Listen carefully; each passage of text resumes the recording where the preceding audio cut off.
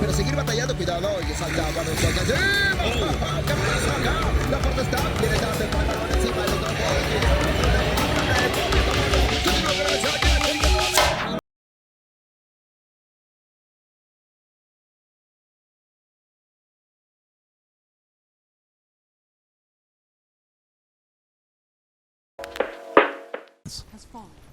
Yeah, no, it's too far gone.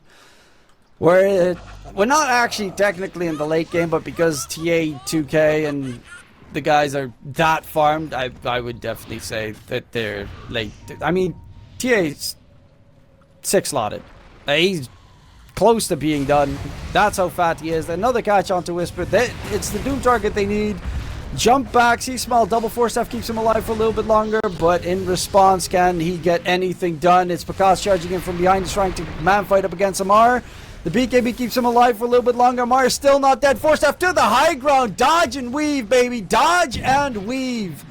And that is just perfect communication coming out from Quest as well. Omar most certainly just at the last second said, look, high ground, and they dipped together. It's the little things that Quest does to make the big things happen.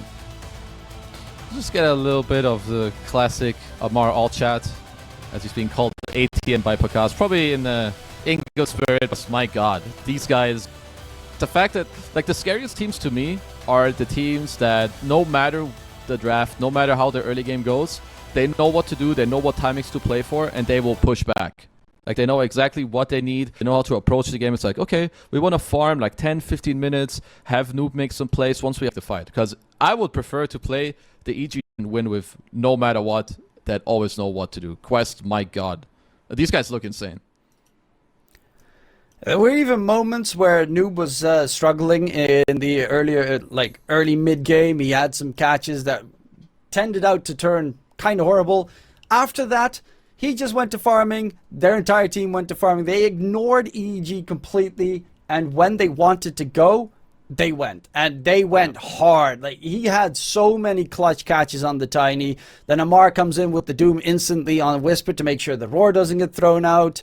TA just, you know, two-shotting every single support that he encounters the entire game. It's just, they have this patch down to a T on Quest, and the new kids on the block are the scariest of the bunch. Yeah, I mean, you can just see that they're confident, you know? They're riding the wave, they're confident, they understand what they need to do.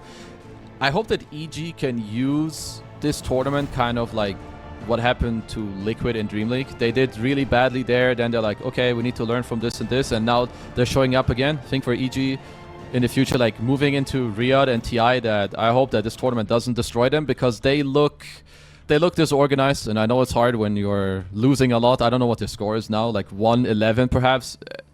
It feels rough, but they need to just make sure that they can learn from these games, because there is a lot to learn from them.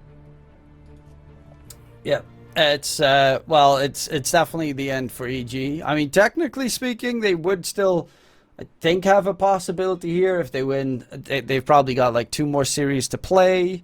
I'm quickly checking. They actually have 3 more series to play.